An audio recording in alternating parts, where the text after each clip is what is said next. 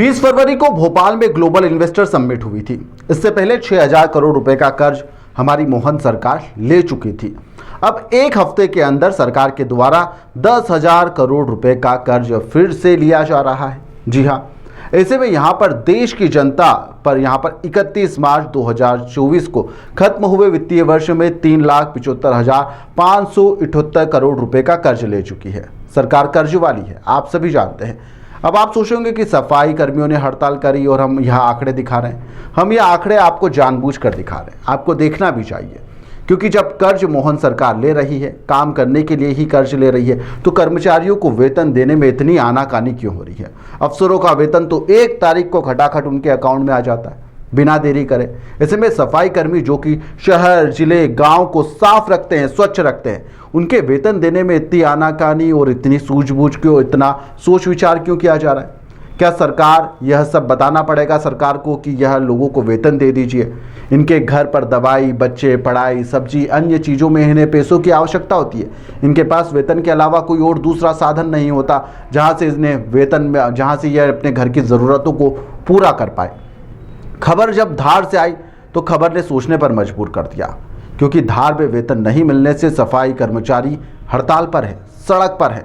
जी हाँ, लगातार अपनी मांग रख रहे हैं। तो भाजपा पार्षदों ने यहाँ पर झाड़ू उठा ली और सफाई करने लगे। चलो, आज आपने सफाई कर दी, कल क्या होगा, फिर परसों क्या होगा।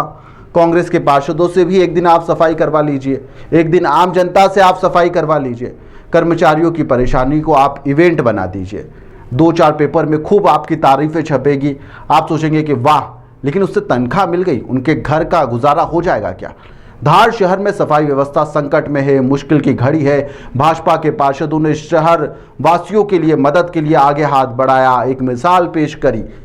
ठीक है, चलिए, लेकिन यहाँ पर सभी पार्षद मिलकर एक मोहन यादव जी को पत्र नहीं लिख सकते थे। कितनी दिक्कतें आ रही हैं, यहाँ पर सफाई व्यवस्था चरमरा चुकी है। आप कृपया इनका वेतन करवाने के लिए हमारी जो नगर पालिका उसमें फंड की व्यवस्था करवा दीजिए। क्या यह नहीं कह सकते? आप आपकी ही सरकार के मुखिया को बात नहीं बता सकते, समस्या नहीं रख सकते। समस्या को लेकर क्या निदान सरकार के द्वारा नहीं दिया जाएगा? झाड़ू उठाकर आप सड़क पर निकल गए। बेहतर है कि आप अपनी ही सरकार को जगाएं।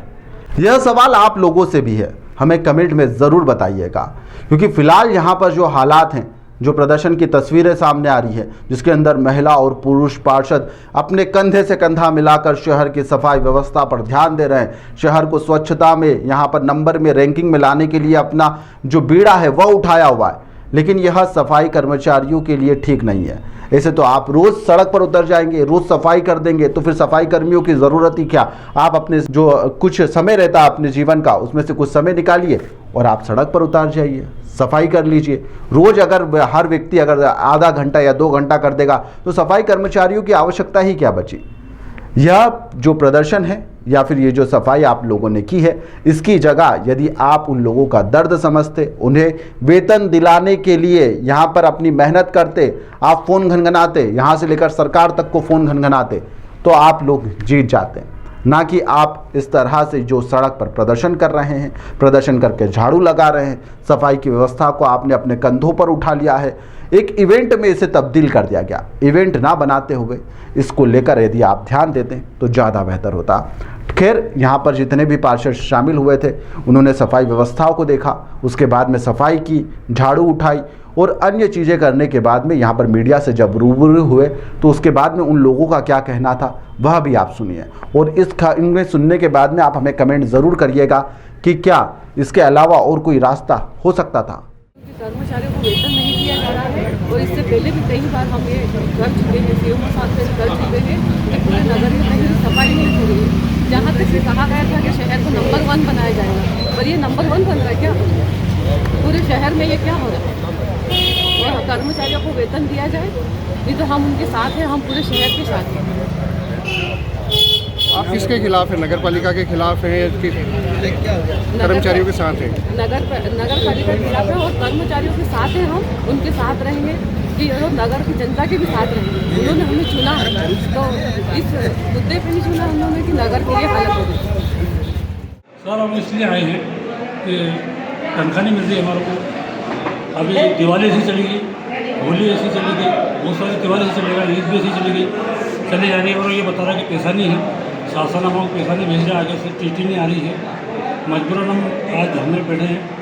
कितने महीने की तनख्वाह है आपकी? हमारी ड्यूटी 3 महीने की और दूसरों की 14 महीने की आउटसोर्स वाले हैं, ड्राइवर है, जो ये कच्चे हैं, जो किसी को तो भूखी है, इन सबको बहुत बड़ी आफत है। भूखे मरने की नौबत आ गई, सब बच्चों को नहीं पड़ेगा ना। अच्छा, आप धरने पे बैठे, अब तो अगर इसके बाद भी अगर नहीं मिलती सैलरी तो क्या करेंगे? फिर हम धरने पर हड़ताल बैठेंगे, आगे और हड़ताल भी जाएंगे। साथ को हमें बता दें, अध्यक्ष से बता दें, अगर नहीं हुआ तो फिर हम हड़ताल भी जाएंगे। अच्छा, सफाई भी बंद कर देंगे? धार से सफाई करना बंद करेंगे? जी बिल्कुल बंद करेंगे, अगर हमारी मांगे मंजूर नहीं हुई। अध्यक्ष के पास गया था तो आपको क्या कहा है? उन्होंने बोला महीना भर बाद हम पूरा कर देंगे आपको। मगर अभी समस्या ये है कि अभी हमको बहुत आफत बड़ी मतलब मुश्किल त्यौहार आ रहे हैं, खाने पीने की आफत है। मतलब कुछ ज़्यादा गरीब, हमें बहुत गरीब लोग हैं सर, हम बहुत गरीब लोग हैं, तनख्वाह पे निर्भर हम। उसका अलावा हमारे पास आमदनी नहीं है इसका।